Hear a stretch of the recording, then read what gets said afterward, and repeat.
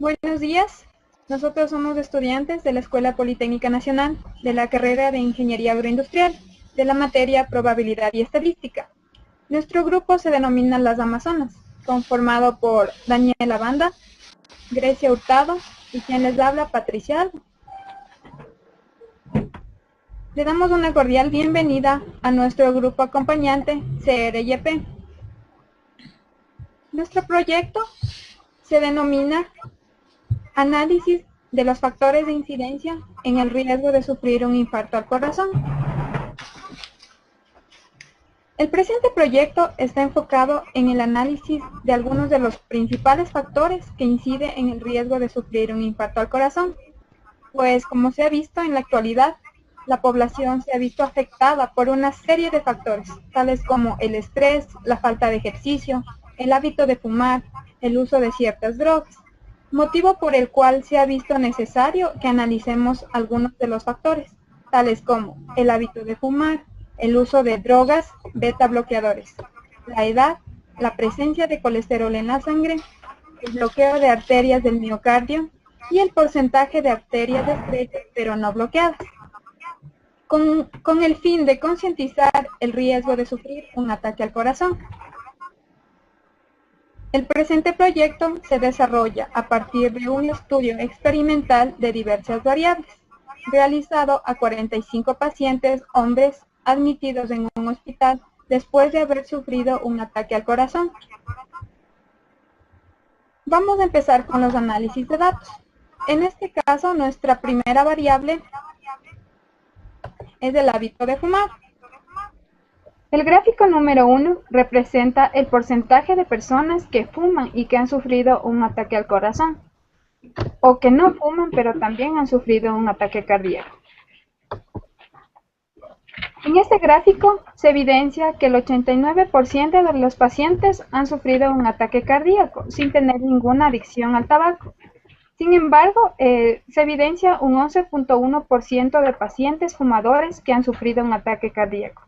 Estos pacientes incrementan su riesgo debido a que la nicotina presente en el tabaco aumenta la secreción de catecolaminas, que son hormonas en el torrente sanguíneo que causan generalmente cambios fisiológicos, que preparan al cuerpo para la actividad física, lo cual conduce a un aumento del trabajo y de la frecuencia del corazón.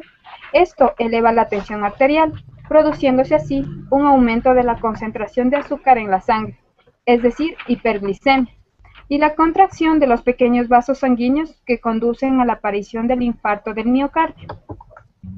A continuación, vamos a hablar de la variable uso de drogas, es decir, beta bloqueadores. En el gráfico número 2 se representa el porcentaje de personas que consumieron o no drogas, es decir, beta bloqueadores, y que han sufrido de un ataque al corazón. En el gráfico número 2 nos muestra que la mayoría de los pacientes que sufrieron un ataque cardíaco no estaban consumiendo drogas, es decir, beta bloqueadores, aumentando así el riesgo de sufrir un infarto, ya que los beta bloqueantes pueden mejorar la función ventricular y disminuir la frecuencia cardíaca, evitando este tipo de alteraciones.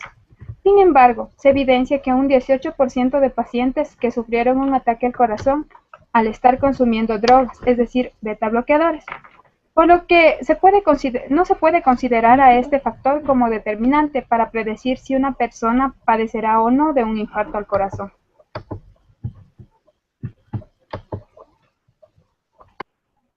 Mi nombre es Daniela Banda y vamos a continuar con el análisis de los parámetros que estudiaremos en este proyecto. Otro de los parámetros es la edad. Como podemos ver en la tabla número 1, podemos ver que los pacientes que ingresaron al hospital después de haber sufrido un ataque cardíaco van de 36 a 59 años. Y como podemos ver en la última fila podemos ver que el 75% de estos individuos tenían menos de 55 años. Con estos datos realizamos un gráfico en el cual representa la distribución de estos pacientes categorizando por edad, donde podemos ver que la incidencia de entre 47 y 50 años es mayor en estas personas.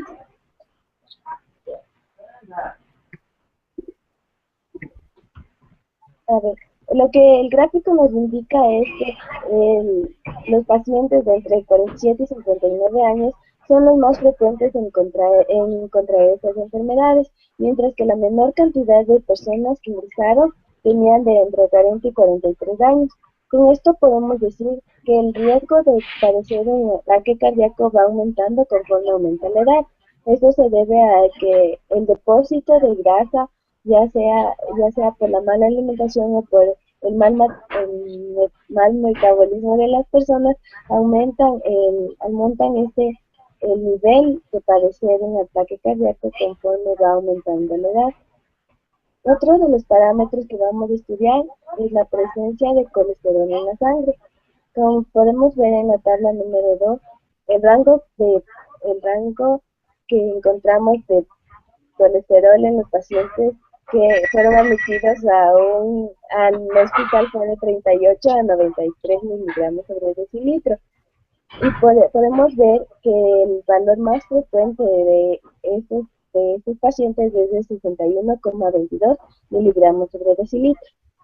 Con estos datos hicimos un gráfico donde podemos observar que la mayor cantidad de pacientes tenían el colesterol en un rango de 56 a 66 miligramos sobre decilitro. Como podemos ver en el gráfico, la presencia de colesterol en la sangre es medido en miligramos de colesterol por decilitro, y este colesterol va por el torrente sanguíneo en pequeños paquetes llamados lipoproteínas, como podemos ver en el gráfico. Este colesterol ayuda a remover el colesterol malo para que las arterias no sean bloqueadas. Como podemos ver en el gráfico, esa obstrucción que causa la placa de grasa es eliminada gracias a la presencia del colesterol LDL o colesterol bueno.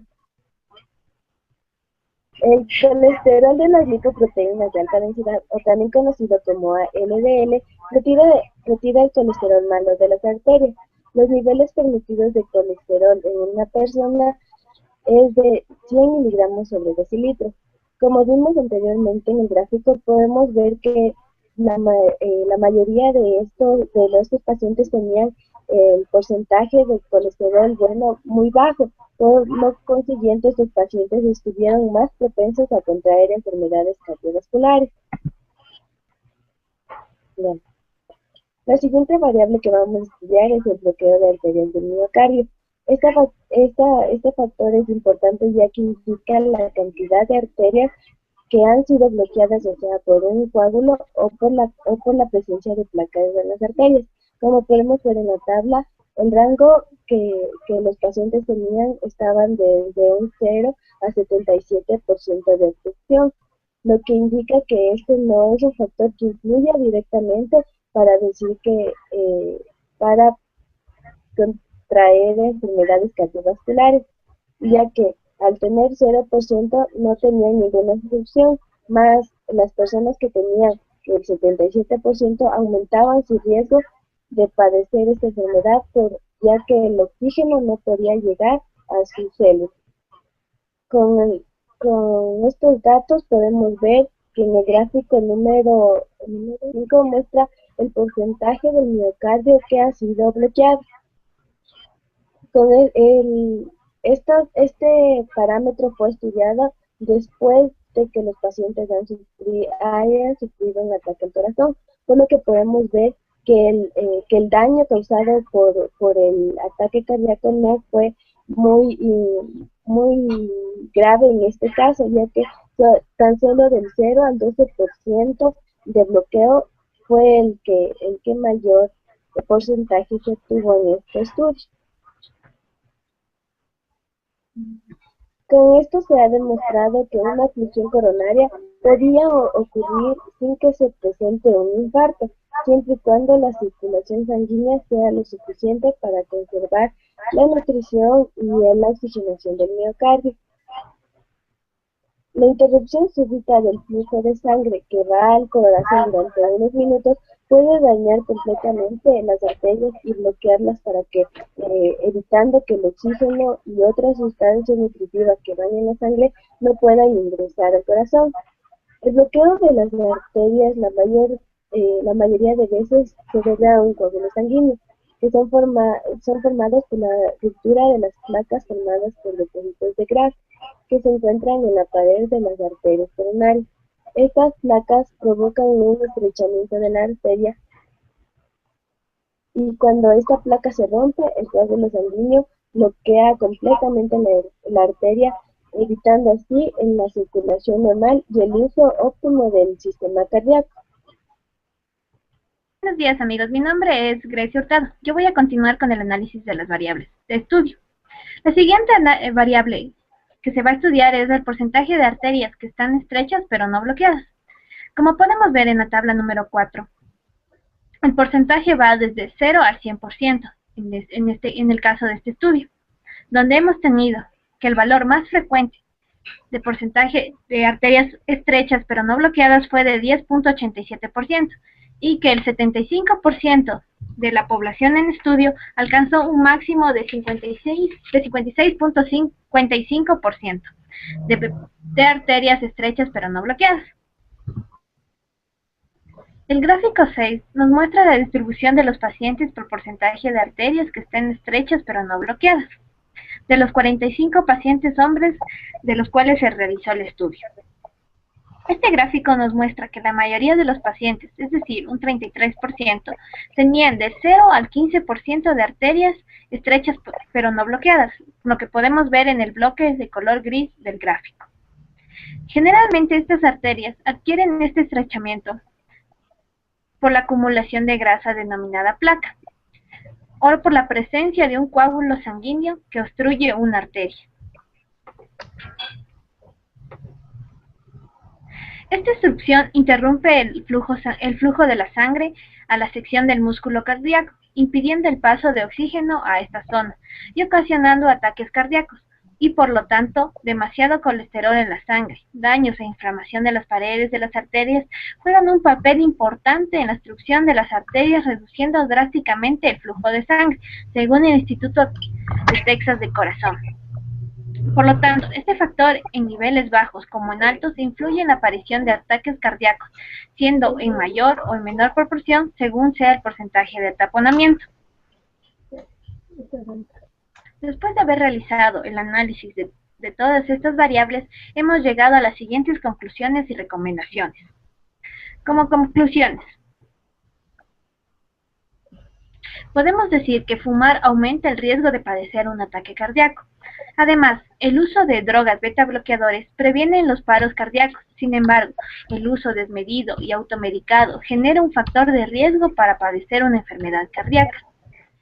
A partir de los 50 años, el riesgo de padecer un ataque cardíaco aumenta proporcionalmente a la edad.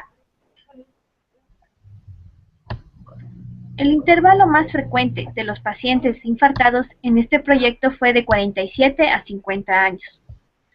La mayoría de los pacientes que sufrieron un ataque al corazón tenían niveles de colesterol malo altos comparados con los normales.